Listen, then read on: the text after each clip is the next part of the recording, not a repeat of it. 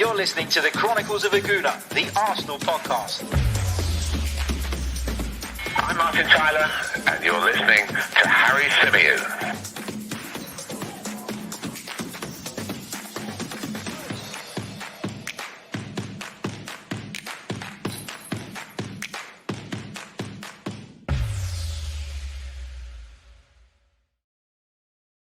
Hello and welcome back to the Chronicles of a Gooner, the Arsenal podcast, part of the 90 Min Network and brought to you currently by Pro Prep. As ever, I'm your host, Harry Symeou, and on this edition, we're going to be having a little bit more of a calmer look back at Arsenal's defeat at Old Trafford. We're going to be trying to put our finger on what exactly it was that went wrong, why it is that Arsenal ended up leaving Old Trafford empty-handed. And don't just say it was Martin Ødegaard. You know, it's a lot more complex than that. I, for my sins, have watched the game back again. Got up this morning, made myself a coffee, sat down, put the game on. I needed a second coffee by the time I got sort of 20 minutes in, because I was like kind of nervously drinking it, even though I knew the result, just because, you know, a game against Manchester United, it just stirs so many emotions in so many Arsenal fans, particularly Arsenal fans of my generation. You know, can we say that the game is as heated, is as, significant as it once was? No, we can't. You know, of course, things have changed. Arsenal are not in the top echelons of the Premier League anymore. Manchester United are not up there either. It's not the game, as Thierry Henry described it last night, that decides the title. So obviously it's lost that bit of kind of significance and that bit of needle to maybe the wider world, but to us as Arsenal fans, it's still a really important game. And having watched the game back again today, I kept using the word last night, frustrating. That was the term that kept kind of coming to my mind when I was kind of going through the podcast, the reaction podcast. But for me today, that frustration has changed into disappointment. And disappointment is a slightly different feeling, in that it's one of sadness. You know, there's a sadness there that Arsenal didn't manage to get not just all 3 points, but anything in the end from Old Trafford. I can't help but feel, as I say, disappointed. And especially when you watch the game back and you kind of take out the emotion. Because what happens when you watch a game back is, you know, for example, in game, live, you'd see Manchester United with the ball in and around your penalty area, and you might be feeling nervous and you might be panicking and saying, come on, get it out. And almost your emotion becomes stronger than it would be if you're watching that same scenario again, but you know what the outcome is. So you know that they didn't score from that particular moment. And therefore you can then watch it back, and you can watch it back with a calmer mind, and you can see it clearer. You can see what actually happened, rather than allowing, as I say, that emotion to kind of run wild and you feeling as though your team is, for example, in more danger than they actually were. So yeah, look, I say it all the time. Watching the game back for me is important. It's something I do on every game, because I don't feel that I can do my job properly and assess and judge Arsenal as fairly as I could, you know, if I don't watch it, you know, and that's where I'm at the moment. But let's dive into it a little bit, because overriding feeling, as I said, disappointment, but the kind of overriding takeaways, and I put it in the title, are a lack of bravery and a lack of a killer instinct. I think those are the two things that were missing from Arsenal's performance yesterday that could have made all of the difference. Now, why do I say that? I say that because it was clear, and I think a lot of people have raised the point, it's not special insight or something overly clever to say that Arsenal dropped off after they scored goals, that Arsenal were almost happy to take, you know, a point, and having been pegged back by Manchester United after we equalised, that came off the back of Arsenal's sitting deeper and deeper and deeper. And then again, when we scored the second goal to level it, it was as though everybody in an Arsenal shirt was happy with a point. And there was no desire, really, I don't think, from Arsenal to go on and try and win the game, to recognise that Manchester United are jaded in their confidence. They're wounded here, and you can go and finish them off. And it's that killer instinct that Liverpool have, that City have, that Chelsea have, that all the great teams of the past have. They score, they take the lead, they smell the blood almost, and they continue in the same vein until they have completely killed the game. And when you're 2 goals up, maybe you'd naturally drop off slightly. When you're 3 goals up, certainly. But at kind of, we were in front once in that game. And then we pegged it back, and it was as if we'd gone, oh, well, okay, we've pegged it back now. We're content with that. Now, a lot of people have dug out Mikel Arteta off the back of this, and a lot of people have pointed to this as an issue that we've seen from Mikel Arteta's side time and time again. And I agree with that. It's not the first time we've seen Arsenal score goals, either take a lead or level things, and then drop off and be a little bit reserved in their style, in their way of playing. And ultimately, it's cost us the result in the end. I think it is a common problem, but I don't think this is a tactical problem. I have to say that because I think that Mikel Arteta is getting a lot of heat off the back of this. Is it his responsibility as a manager to ensure that it doesn't happen? Yeah, of course it is. From the sidelines, he's got to be urging his team forward. He's got to be continuously putting that message across, that message that, no, we're not done here. We are on top. We are, as I described it last night, in a position of strength, and we need to capitalize on it. That is the manager's responsibility. That is the manager's duty. But the point I'm making is that I don't think Mikel Arteta is at 1-0 gone, guys, sit back now. Equally, I don't think when we pulled it back to 2-2, Mikel Arteta went, guys, sit back now, we'll take the point. So why is it happening? Well, there are a number of reasons. Having watched the game back again, the thing that kept coming to me and that kept frustrating me, which obviously I noticed last night, but probably more so today when you take, as I say, all the emotion out of it, was how sloppy we were in possession. We gave the ball away in really poor areas on numerous occasions. And we gave the ball away when there was no need to do so. I always say that if you've got the ball, you don't concede. There's been a lot of debate about this recently. A lot of people look at Pep Guardiola's mantra, if you like, and say, well, Pep Guardiola's obsessed with having the ball when actually you can control teams and keep them at a distance when you sit off a little bit and maybe allow them to play in certain areas. And I agree, there's 2 ways of doing it. But ultimately, the feeling I keep coming back to and the thought I keep coming back to is that if you've got the ball, you cannot concede a goal, right? That's the way it is. Your opponent can't score without the ball.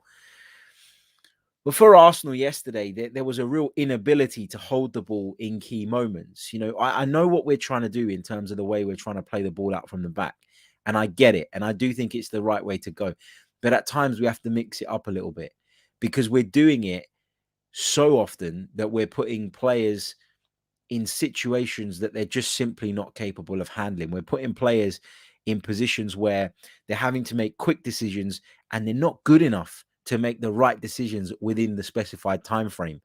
Therefore, they're giving the ball away. Therefore, they're losing possession. Sometimes the inability to make that decision quick enough leads to you wanting to take an extra touch or allowing the ball to roll across your body, which can then sometimes put you into bad positions and lead to you being dispossessed. And I think that is something that Arsenal are really, really struggling with. I think when I talk about giving the ball away sloppily, and when I talk about maybe sometimes taking too long to make that decision in midfield, I'm talking about Thomas Partey more than anybody else. And I'm going to put out another episode, which I recorded earlier today about Thomas Partey, but I wanted to do this one live, and that one can come out a little bit later on for those of you who are interested to hear my thoughts on the Ghanaian specifically, because I don't think he's at the races. I don't think he's been anywhere near as good as we've expected him to be. And I think he's a big problem at the moment, as is Aubameyang, as are others.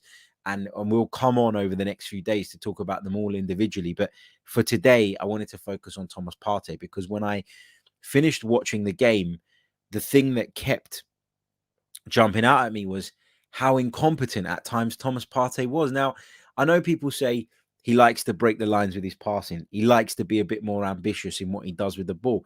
And I get all of that, but there's a time and a place for that. And asking a midfielder to do that doesn't mean you excuse him of doing his basic duties. And his basic duties, I believe, aside from being in the right positions defensively, aside from working hard, are to are to make sure that when we do win the ball back and we do progress the ball into him, which is obviously the aim, it's obviously what Mikel Arteta is asking the team to do, that he, first of all, thinks about and tries to progress it. But if he can't, that he doesn't lose it. And he lost it so many times yesterday. It was really, really frustrating to see. And, you know, we all sat here sort of with raised eyebrows when the team news came out and we saw that Mohamed Elneny had been selected. We've all talked in the past about Mohamed Elneny not being good enough, you know, to kind of be a regular fixture in the center of midfield. But if we're being honest, he was better than Thomas Partey last night. He was more, you know, he was more assured. He was better positionally. He looked physically sharper. And that's mad to think when you think he hasn't played for ages, but he looked physically sharper. And actually, statistically, this will surprise some people. Mohamed Elneny played more progressive passes last night than Thomas Partey. So there's no point in sitting there and having a go at Mikel Arteta and saying, oh, why did you pick Mohamed Elneny? Because I've seen people, and I know that a lot of you guys in the chat are sensible and, you know, you look at the game in a really holistic way and the right way, I believe. But there are people who were on social media last night saying, why on earth did Mohamed Elneny start? It cost us the game. No, it didn't. Put your agendas to one side and focus on the player who was the poorer of the two in midfield. And it certainly was not Mohamed Elneny. And fair is fair. I'm not his biggest fan. I don't want to see him in the Arsenal lineup regularly. But fair is fair. And he was better last night than Thomas Partey. I wonder if that sloppiness in possession and the kind of inability to hold the ball stems from, creates that mentality that then leads to us dropping off of teams. And it contributes to a lack of belief whereby we don't feel that at 1-0 up, we have what it takes to go on and put Manchester United to the sword. It's like we score a goal and it's kind of like, oh, we're really lucky that we got that goal. We're really lucky that we've broken the deadlock. Now it's time to sit back and try and defend what we've got. I don't think it's tactical. As I say, Mikel Arteta has said as much.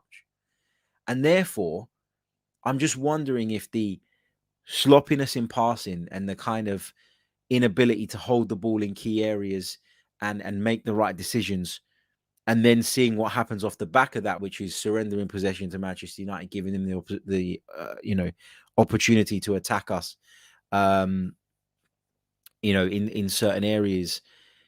I wonder if that, and then seeing what the outcome of that is contributing to this mentality whereby we're going, no, we can't possibly go a little bit more gung-ho. We can't possibly squeeze 10 yards further up the pitch and try and pin Manchester United in. I honestly, I'm starting to think that that's a thing. If you're Ben White and Gabrielle, for example, and I don't know this is me speculating. This is me almost putting across to you guys a theory that I kind of have, having watched the game back. If I'm Ben White and I'm Gabrielle and I'm seeing Thomas Partey and others, this is not a let's have a go at Thomas Partey show, but if I'm seeing my midfielders or the players in front of me failing to retain possession, failing to progress the ball effectively, and giving the ball up in silly areas because they're not making decisions quick enough or they're not making the right decisions, as a centre-half, do I feel I can step 5-10 yards further up the pitch and squeeze up the line? I wonder. I do think that that's playing a part. I think that they're naturally dropping off that little bit deeper because there isn't a confidence in what we're doing with the ball further up the pitch. There isn't a confidence that we're going to be able to maintain possession in certain areas, even when we are faced with a bit of a press. And I think that, for me, is contributing to this mentality. I've talked myself into believing my own theory there. So yeah, look, it's a big problem. And also the other big problem is individual errors. Okay. And when you make individual errors as frequently as we do, naturally your mind and your inclination would be to drop off that little bit deeper. Because if I make an individual error, but I'm behind the ball, I've got a better chance of recovering from that individual error. If my teammate makes an individual error and we're in a deep and narrow and compact shape, then we are in a better position to deal with the consequences of that individual error. I think all of those things are contributing. I don't think the belief is there. I don't think this team believe that they're as good as Manchester United. I don't think they believe that they can go to somewhere like Old Trafford and play them off the park, which is frustrating because in the moments we tried to do it, in the moments where we did pick up, in the moments, for example, after Manchester United equalised, and in the moment after we scored the second, you feel like Arsenal start playing again. And then when Manchester United added the third, it felt like the shackles came off and Arsenal were then again in a place whereby they felt they had to go out and play. And just sometimes not overthinking it and doing what you need to do, it goes a long way. And it feels like we're in this place at the moment where the philosophy, if you like, is clouded. Players don't know if we're good enough to go out and play that way against the likes of Manchester United. They'll do it against Newcastle. They'll do it against Watford. That's absolutely fine. But they don't know if they're at the level yet to do it against Manchester United. And that comes down to a lack of belief. Well, I'll tell you this. When you look at the evidence, when you look at the way we played in those particular phases of the game that I've just mentioned, we were more than good enough. In fact, we were a threat.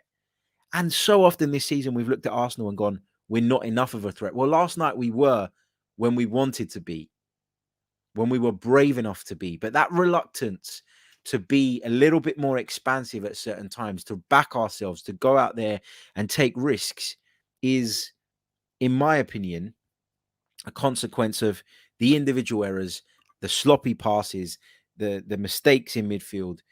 And it's just all a culmination of things. And Mikel Arteta's biggest task now with a team like this is not in the games against Newcastle's and Watford's, as I say, because I think overall we did, what we needed to do. We were offensive enough. The big task that Mikel Arteta has on his hands now is convincing this team that they're good enough to translate that same approach in games against Manchester United, in games against Liverpool, in games against City, in games against Chelsea. And look, we're not going to win all of them because we're simply not as good a side.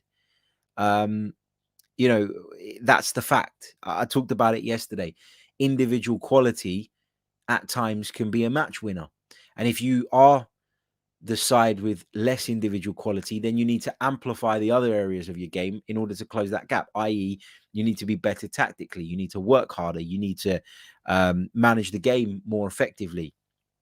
But ultimately, chances, and listen, I want to talk about him in a bit because I thought Gabriel Martinelli was fantastic yesterday. But a chance fell to him in the first period, which he should have scored. A chance fell to Aubameyang, which he might have been offside from, but he should have scored. Aubameyang had a couple of other half chances from the edge of the penalty area where he was able to get shots off. He's got to do better. And the difference is that when those chances fall to Cristiano Ronaldo at the other end, more often than not, he'll put the ball in the back of the net. Now, he's a phenomenon. He is the benchmark. He is, in a lot of people's eyes, the greatest player ever to play the game. And so maybe it's unfair of me comparing, what Martinelli did with what Cristiano Ronaldo did. But the point I'm trying to make is that when you have that quality in those attacking areas, you don't need 6 or 7 chances to score a goal. And with Arsenal, it feels like we do. And Pierre-Emerick Aubameyang is a big culprit of that. He's not been on good form recently. I've kind of let it slide in recent weeks because the work rate has been there. The effort has been there. His attitude seems to be a lot better than it has been previously, but attitude and effort are not enough to win you football matches. You need attitude, effort, talent, quality. And we're not seeing that right now with Pierre-Emerick Aubameyang. He's shown it in the past. There's no doubt the talent is there. There's no doubt he's got it within him, but he's not finding a way of making that come through in football matches. And it's a big problem for Arsenal at the moment because, we're heavily reliant, as any team is, on their centre forward to, score you goals, but also to create you chances. And right now he's not doing either of those things. So it's a big worry. It's a big concern. I just wanted to touch on the system yesterday a little bit and the formation a little bit yesterday. Now, just to quickly kind of run through the team that Mikel Arteta selected. It was Tomiyasu, White, Gabriel, Tavares across the back line with Aaron Ramsdale in goal. Partey and El Neni were selected in the midfield. Ødegaard played in the 10. Oba through the middle, Martinelli from the right, and Emile Smith Rowe from the left. I think, one of the points I made earlier on in the week was, and when I was comparing Nuno Tavares and Kieran Tierney, was the role that they have when we move forward, the role that they have when Arsenal are in possession. And I think what's different about them, as I've highlighted previously, is that while Tierney looks to do this all the time, looks to go on the outside, Tavares is more happy to step infield like this and become part of a midfield that gives us a little bit more cover across the middle of the pitch. And I don't think that's necessarily a bad thing. But I also touched on the post-match reaction show Nuno Tavares' reluctance to make what I would call the Kieran Tierney run, which is on the outside of Emile Smith Rowe, and to get down the line and to be aggressive in doing that, to take on players when you find yourselves in one-on-one situations. I wanted him to do that more. Look, I didn't think he had a bad game. I don't think he's the reason that we didn't win. I don't think he was a problem. I thought actually he defended quite well. But if you look back at the goal that we conceded, the second goal, at the start of the second half, he is caught in this kind of area here, where he has tucked in, and he is ahead of the play, and the ball goes into this channel here. It forces Gabrielle to come across. It forces White to come across. It means Partey's got to then drop in as well, and it just left us a little bit exposed. And this is what I don't get.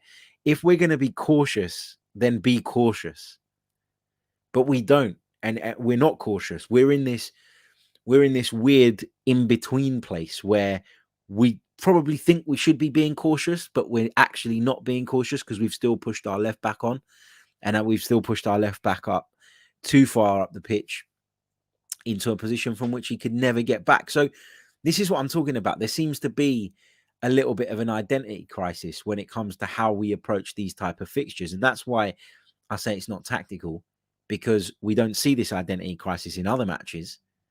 I think it's mental. I think it's a mental block that we have at the moment. Part of the manager's job is to get that right. I'm not excusing Mikel Arteta from all responsibility here. I know a lot of people like to think that that's what I'm doing. And I get that a lot in my DMs, in the comments on this podcast. People say to me, stop defending him. You're always defending him. You're always looking for a reason to, to free him of any blame. I'm not doing that at all. It's the manager's job. It's the manager's responsibility to deal with that. Managing a team mentally is something that is a part of the job, and getting people in the right mindset. Some coaches, they recognize that that's maybe a shortcoming and they go and bring in outside help. Maybe that's what Arsenal need to do. Maybe we need some kind of psychological influence, because at this moment in time, we are looking at an Arsenal side who I believe are much more confident than they have been in recent years overall, but still have a complex when we play against the likes of United, against Liverpool, against Chelsea, against City. And I'd actually rather see us take the game to City or Liverpool or Chelsea. And, we went to Anfield and we conceded 4 goals anyway. So why not take the game to them in the process? It's not as though we were adamant we were going to keep the result respectable and we managed to leave with a 1-0 defeat. We went there and we still got battered. So why not be a little bit braver? And I think that is massive in terms of the development of these young players going forward. It's important that they learn and understand that it's 11 versus 11 on a football pitch. There's no reason to have an inferiority complex. And as I say, watching the game back again today, I've come to the conclusion that this is not a tactical problem. This is not something they're being instructed to do. It's something that their subconscious is doing because of where they are mentally. Maybe it's because partly due to a lack of experience. It's because of a lack of belief in themselves, perhaps even in the manager. I don't know. But I do think in these types of fixtures, it's a problem. I don't think it's a problem every week, but if we want to be more successful in these fixtures, it's something that we need to look at and something that we need to address.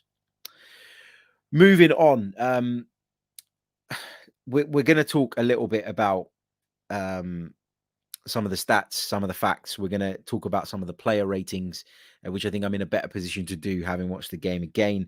We'll talk a little bit about the positive, and the big positive for me was Gabriel Martinelli.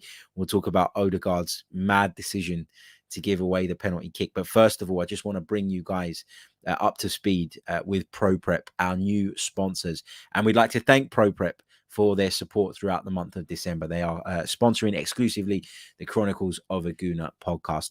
So what is ProPrep? Well, it's the perfect study tool for university students undertaking science, technology, engineering, or maths related modules, and it can halve your study time. ProPrep provides bite-sized videos relevant to the module or course, which can be accessed from any device at any time. It's already helped over 500,000 students to pass their exams. They provide customized STEM study tools that match your syllabus. Long lectures are condensed into short and clear video tutorials. And after the videos, you can go through what you've just learned with interactive exercises and practice questions. You can also submit a question to our professors, and they will send you back a video answer within 24 hours. ProPrep have created a special offer exclusively for our listeners, and all you need to do is go over to their website, which is linked in the description below, for more information. You can also, from the website, sign up to a 30-day free trial. There's no credit card information required. That's ProPrep, PROPREP, and we thank them, as always, for their very, very kind sponsorship. Right, let's get back to the football talk, and let's kick off with the Martin Ødegaard penalty incident. In fact, yeah, let's leave the positives till the end so we can round off the show on a positive note. But you know, I've watched this back again, time and time again, and look, let me be clear. I feel like we probably should have had a penalty at the other end in the first half. A lot of people have told me that the foul initially took place outside the penalty area. It continues into the box, and it's got to be a penalty kick for me. You know, I think it's ridiculous that that's not been viewed again, that's not been raised. I think for me, you know, I keep talking about the Old Trafford effect. I said last night, it's not as strong as it once was, but it's still bloody there. And in the controversial circumstances, well, in the eyes of Man United fans, it was controversial. In the eyes, in light of the controversial way we scored the opening goal, we were never going to get that decision from the penalty, which is unfair. It's wrong. I mean, you know, I've watched the Emile Smith Rowe goal back again and again and again and again, and I cannot for the life of me understand why at the time that was even a discussion now. You know, it just seems silly. It seems like it was trivial. Like, it was clearly a goal. There was nothing wrong with it. And Manchester United just, quite frankly, need to bloody get over it. It's embarrassing that they're, you know, that some of them, not all of them, but some of them are still bloody bleating on about it.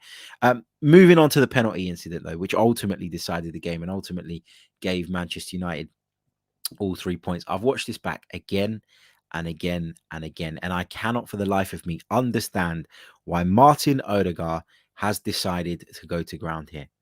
I mean, you look at the situation around this entire piece of play, right? The ball comes in field. Martin Ødegaard, first of all, is doing the right thing in tracking Fred, right? That's one of Martin Ødegaard's strengths. He does track back. He does work hard. He is aware of his surroundings. But he's got to look up and realize that Thomas Partey's there. You know, Thomas Partey is in a position to confront Fred. He's in a position to force Fred wide and, you know, make him try and put a cross in. A cross where we are, you know, a cross that we're very equipped to deal with. You know, behind Partey, you've got White, you've got Tavares, you've got Gabrielle, you've got Elneny. They're all in the box. So this is just a moment of madness from Martin Ødegaard. Why go to ground? I mean, stay behind him. You know, have your arms raised, stay behind him and kind of pressurize him. But you don't need to actually go to ground, because if you pressurize him and he goes down in front of you, then there's a debate. And people might look at it and say it was a penalty, but others will say, no, well, he didn't actually make a challenge. He was simply behind you. And you stand a far greater chance of getting away with it.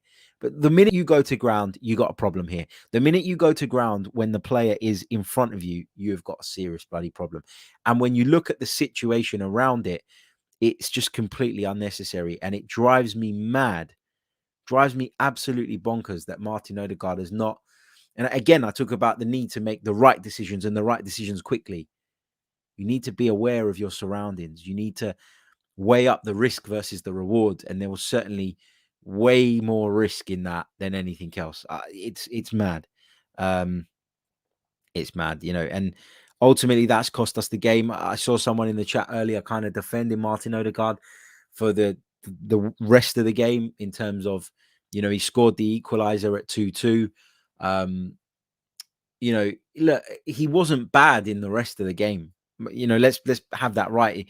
He wasn't bad. He's not someone that you're going to sit there and say, my God, he's shit, etc., etc. You know, and that we should be, you know, throwing rotten vegetables at or anything like that. But he's got to do better in that situation. And unfortunately, you can sit there and you can talk about all the positive things he did. And I've been a massive defender of Martin Ødegaard. But in this instance, there is no way of defending that action. And that action, it overrides the positives. It almost erases the positive things that he did in that game, for me anyway. So, you know, it's something that he's not going to do Martin Ødegaard any favors, because the opinion on him was already divided. The view on him was already one that was split. But yeah, that really stupid and an absolute moment of madness. Let's say a big thank you to Said Abdullah. Said, thank you so much, mate. Really, really appreciate your kind donation to the channel. You're always showing support, and I really, really do appreciate it, mate. So thank you very, very much. It is truly appreciated. I just want to touch quickly on a couple more things. I want to quickly talk about Thierry Henry's analysis, punditry, and then I want to talk a little bit about Gabriel Martinelli, the positive performance, and then we will take some of your questions. So let's start off with Thierry Henry. I know I pissed a few people off when I tweeted this pre-game. I find Thierry Henry nowadays very anti-Arsenal. I find that he makes some valid points in some of his criticisms, but I also find that he's at times looking for the negative angle on something that could quite easily be argued either way. In which case, you got to be fair and you got to be balanced. I don't think Thierry Henry is balanced or fair when it comes to Arsenal at this moment in time. Is it because I defend Mikel Arteta? No.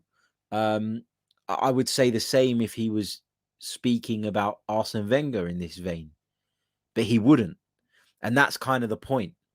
He looks at Mikel Arteta as someone who he believes is inferior to him, who he doesn't feel is up to the job, and therefore takes every opportunity to stick the boot in. You know, some of the stuff he said at the beginning of the game, I thought was a little bit harsh, but I was like, okay, it's Thierry Henry. It's his opinion. He's entitled to it. I respect it. I'll listen to it and we'll move on. But the bit that really got me was post-match, when Thierry Henry decided to have a go at Mikel Arteta for taking off Pierre-Emerick Aubameyang, who was fucking awful. Why is Mikel Arteta in the wrong for doing that? And that, to me, just feels like somebody looking for something to moan about. Now, I don't care what anybody says. The guy's a club legend. He's achieved fantastic things with Arsenal. For me, he's our greatest player ever. And that buys you some credit. That gives you some sort of respect when you speak and when you speak about the club. But let's not pretend that Thierry Henry is not the guy who is in bed with Daniel Ek, who is hoping to take over the club. Let's not pretend that Thierry Henry, when he talks about Arsenal, has other motives outside of simply wanting what's best for the club. If Thierry Henry comes there and says, you know what, there are a lot of areas in which this Arsenal side need to develop. They're not where they need to be. They're not as good as the side we were. They've still got a shit ton of work to do, but they're sitting fifth in the Premier League, and I think at this point that's quite respectable. Going into the game, they have an opportunity to move into fourth, and if they're in fourth, then that's as much as you can expect from Arsenal, and you have to say that overall they're doing a pretty good job. He could say that, but then he'd be painting a picture that is very different to the one that he wants you to see. The picture of Arsenal that Thierry Henry wants you to see is that of a car crash, because he wants to drum up and drive the kind of disharmony and the protests towards the ownership. Now, this is not me defending the current ownership, okay? So please do not take it that way. This is me simply saying that we are, that we are in a place where this is look. I've got to be careful how I word this because I know I'm going to get a lot of stick for it. Thierry Henry wants to paint a picture that says that this club is a car crash and is headed in the wrong direction, and it might be, but he's not saying that because he thinks it. He's saying it because it suits his agenda, which is to try and be part of this consortium with Daniel Ek and take over the club. Why? Because he's a failed manager. I think I always find it rich when pundits stand there and, you're there as a pundit to give your opinion, and you can give your opinion. But when you start actively looking for things to moan at and go after because you have, you don't like a manager, it's annoying because you're a failed one. And I don't really want to listen to you. I feel the same with Gary Neville sometimes when he really sticks the boot in on managers or whatever. I just sit there and I think to myself, well, how did you get on, mate? Like, and that's where we are with somebody like Thierry Henry. He's not a good coach. He's not a good manager. He's a failed manager who has seen that really his career in that side of the game is not going anywhere, and now wants to be part of this Daniel Ek consortium. And look, I hope that the Cronkies do get rid of the club. I hope that the Cronkies decide that the right thing is to sell to someone who cares more. But there's no guarantee that Daniel Ek is that. Just because he's got a couple of ex-legends in his kind of in his wings, it's kind of a really good PR move on his part. But the point I'm trying to make anyway is just that I feel that Thierry Henry is overly critical. And I think it's impossible for him to be completely fair because of his position, because of what he's involved in, and because of what his intentions are. I think it's impossible to dismiss that side of it when assessing his analysis. So that's where I'm at. Still love the guy, still adore him for everything he's done at Arsenal Football Club, but it is a problem for me. And actually, I prefer not to see him being a pundit on Arsenal games because I kind of know what we're going to get now. And I want to hear something that is different. I want to watch a pundit and listen to a point and go, oh, do you know what? That's a great point. I never thought of that myself. I don't want someone to spit out cliches. I don't want someone to be overly harsh, overly critical of my football club. I don't like it. So there we are. Look, and again, we had to say this yesterday, and it's just kind of an indictment of the Arsenal fan base at the moment in people like, just wanting to have a go at each other, and people kind of failing to see the bigger picture around, where Arsenal are at, and wanting to overreact to wins and equally overreacting to defeats. There's a couple. Clucking Bell is in there having a go at people in the chat. That's all I've seen. I don't apologies if other people are doing it, but mate, just stop it, because I will just block everyone that's doing it. People that come along to this podcast come hopefully because they enjoy it and to conversate with one another in the chat box. If we're going to sit there and have a go at people, you could say you disagree with someone respectfully. You don't have to get a little bit, you don't have to cross that line. If people are going to do that, then I will, I will remove them from the chat. I don't care. What else have we got? Prince says, Harry, you're contradicting yourself if you compare Neville and Henry's punditry. Neville never asks any manager to get sacked. No, that's not true.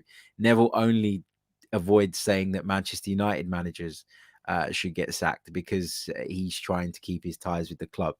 Gary Neville has tried to paint this picture of himself as the kind of moral compass of English football and England in a lot of ways lately. And unfortunately, he's proven himself to be a hypocrite in certain circumstances because he only calls out things that he wants to call out. And that's where we're at. Okay, let's quickly talk Gabrielle Martinelli. Look, massive positive last night was Gabriel Martinelli's performance. He was industrious. He was very hardworking. He was effective in terms of creating spaces, creating chances.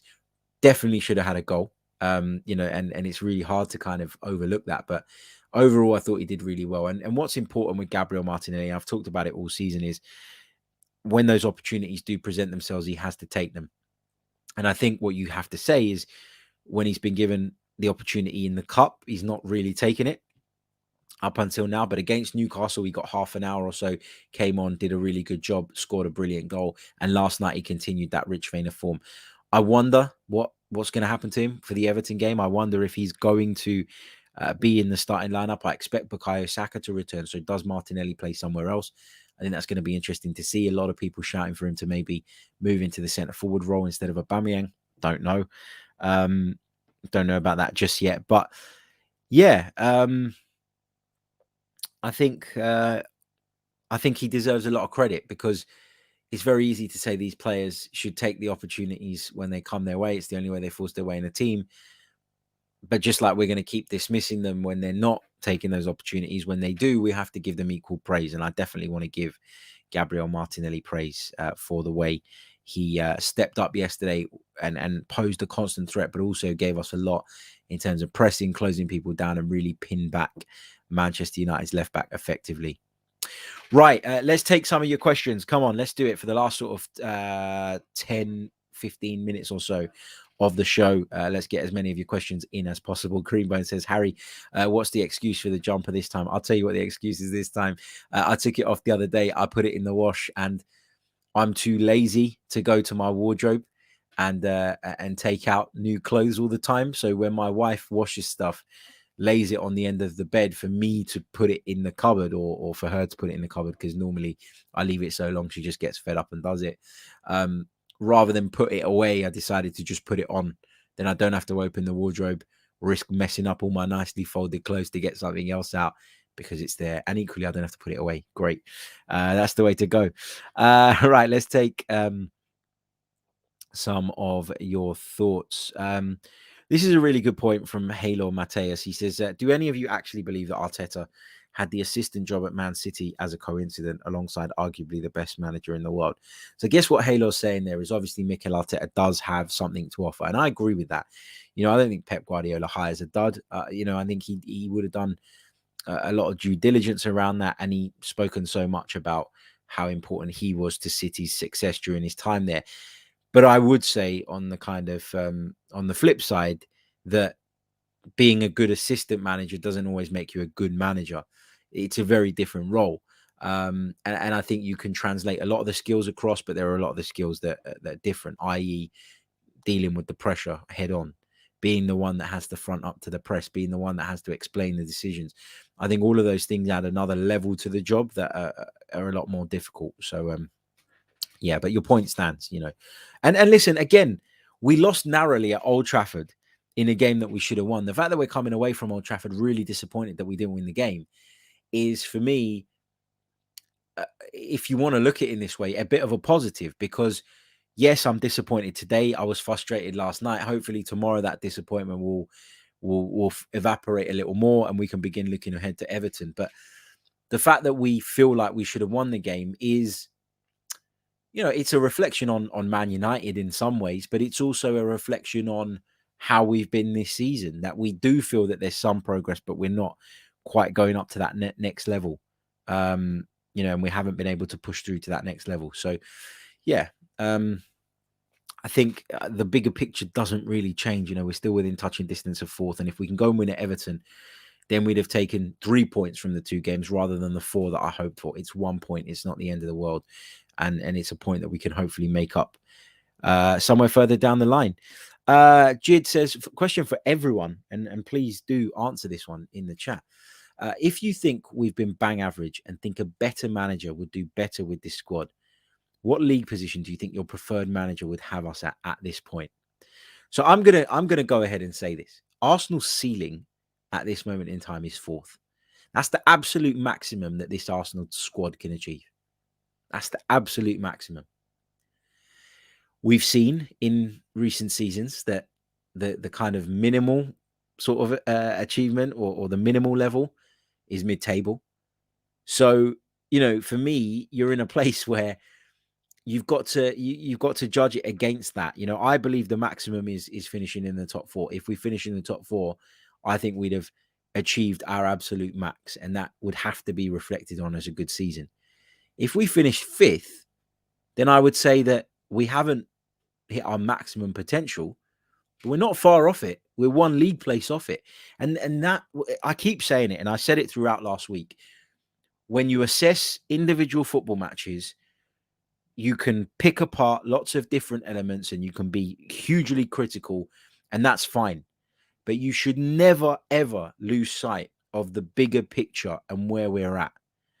And where we're at is we are a team who at the start of the season, very few thought we could finish fourth. We're a team who people looked at as being in a league below Liverpool, Chelsea, Man City, and even Man United. Man United have had an awful run. It's led to them sacking their manager, which has left that door for fourth place slightly open, not wide open, slightly open. And therefore, that combined with Arsenal's run so far, since those opening 3 games, has given us a belief and a confidence that we can now challenge for that. But if we miss out narrowly, that doesn't mean it's been a disaster for the season. It means we failed to hit our maximum and failed to achieve the maximum, but it doesn't mean we've done badly. And you should, as I always say, never lose sight of the bigger picture, because I don't believe that even with Pep Guardiola in charge, this squad is better than fourth. That's where I'm at. Let's see what else we've got. Thomas Baker says, is it just me that doesn't rate Partey at all? I've only seen him have a couple of good games in an Arsenal shirt. Loses the ball a lot, especially when he sticks it in row Z in game. So I don't think I'm not in a position to say I don't rate him at all. I think he's got something. I think he's got a lot. I think he's a very good player. But for whatever reason, it's not working at Arsenal. It's just not working. And at the beginning, we kind of gave him the benefit of the doubt, and we constantly refer to his fitness. As I've said with other players, part of being a good professional and a good player and a valuable asset to a squad is to be able to be fit. And I don't mean fit as in you pass the fitness test, therefore you can play. I mean fit and competing at the level at which you're required. And there's a lot of expectation around Thomas Partey. Rightly so. We paid a lot of money for him. He came to the club with a big reputation. The truth is he's not living up to that level at this moment in time. And, I don't want to bring this guy's name into it because I know that people will hate it, as they always do. But, we spend so much time talking about Granit Xhaka not being good enough. And that is sometimes true. But Thomas Partey is not good enough at this moment in time. So why should we shy away from saying that? Why are people so fearful of saying that Thomas Partey is not performing at the level required? Is it because we made a big song and dance about his signing? Is it because there were people standing outside the Emirates filming stupid music videos, changing the words to songs to suit Thomas Partey? Is that what it is? Is that the reluctance to have a go, or not even have a go, but to be critical of a player who's clearly not at the level we need him to be at? Don't know. Riddy says, how important is it for us to buy a striker next month? Yeah. I think that initially I was quite happy for us to kind of delay and do that business in the summer, because I felt like Aubameyang and Lacazette between them could produce a certain level. I think what we're seeing now, though, is that, Aubameyang's dips in form are happening all too frequently.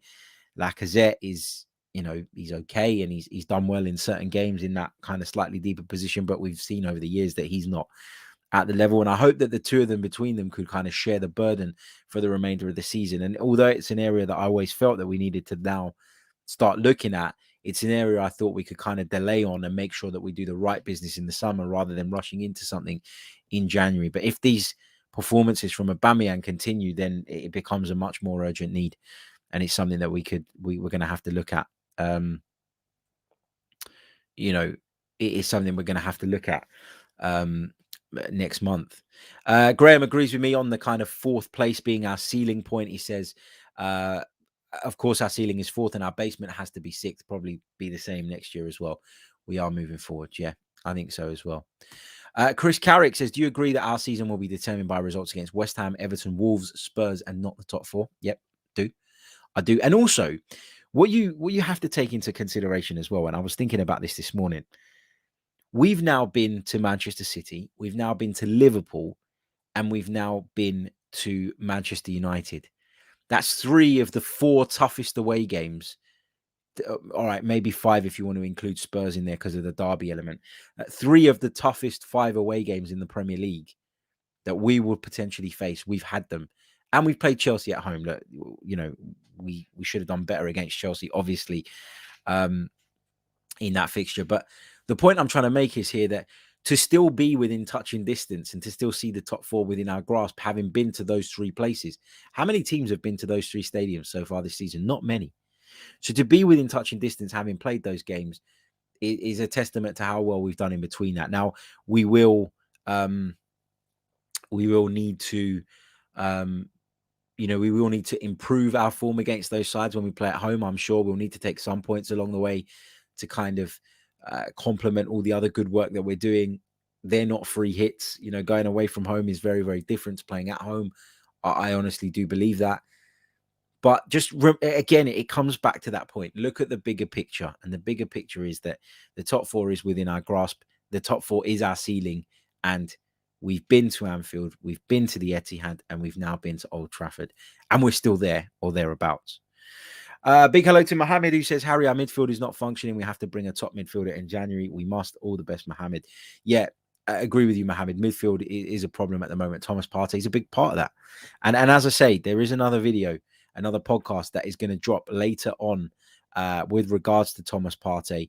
I recorded it this morning. I'm wondering whether you'd prefer to have it tonight. Are you busy on a Friday night? Would you prefer to have it on a Saturday morning? Let me know in the comments. Also, just a quick reminder for our members who are in the Discord server, I am filming a members Q&A video, which I'm also going to put out tomorrow. So if you have any questions you'd like to put to me on anything, then please do go into the Discord server, check that message I've just put in and reply to that message, because otherwise I'm scrolling through hundreds of messages to try and find the question. So just reply to that one with the question that you want to put to me, and I will get that done for you guys tomorrow. Also, quick reminder that our competition closes today, or our giveaway, whatever you want to call it, closes today. We're giving away not one, but 2 Arsenal shirts from this season. So you can choose from the 3 current Arsenal shirts. You can let us know your size as well if you are the lucky winner. To enter the competition, you either need to go to Twitter, find us at Chronicles_AFC, check out the pinned tweet and follow the instructions, or you can email us chroniclesafc@gmail.com. Tomorrow on our live podcast, we're going to give you till midnight tonight to get your entries in, but tomorrow on the podcast we'll be doing a live draw and we'll be announcing 2 winners who I'll then be in touch with, and hopefully the post permitting and depending where you are in the world, we're able to get those shirts out to you in time for Christmas. Right, I think we're going to leave it there. We'll talk a little bit more later on over the weekend, and hopefully the pain will kind of subside a little bit off the back of that match, because as I say, it was disappointing. But if you want to put a positive spin on it, if you want to look at the kind of silver lining, then remember that a couple of years ago we wouldn't have even thought that we would never have thought that we could go to Old Trafford and win. The fact that we're disappointed we didn't, I guess, is a bit of a sign with regards to the direction in which we're traveling. Also, if you haven't done so already, please do hit the like button on the video. It really, really does help. There's over 150 of you watching us right now, but there's only 45 likes on the board. So please do that. It really does help. Mohammed's in the chat saying that you promised a fan call in. It's been a long time. We need to talk to you, my friend. I am waiting. We will do one soon, mate. I promise you.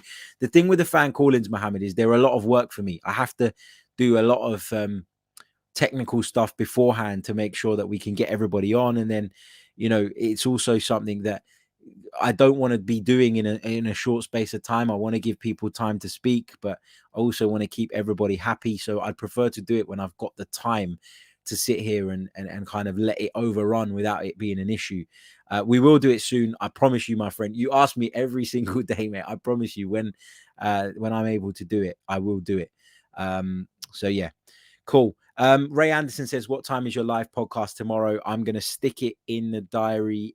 We've got the 12:30 game between West Ham and Chelsea. Let's do it for 11:45 so that we can get it done and dusted so that everybody can sit down and watch the game. Right, gonna leave it there. Don't forget, hit the like button if you haven't done so already. If you'd like to become a member, you can do so by clicking on the link in the description. Check out our sponsors, ProPrep.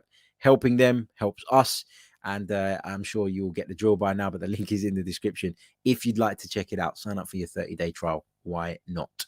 I'll be back very, very soon with more. Until next time, take care of yourselves and stay safe. All the best.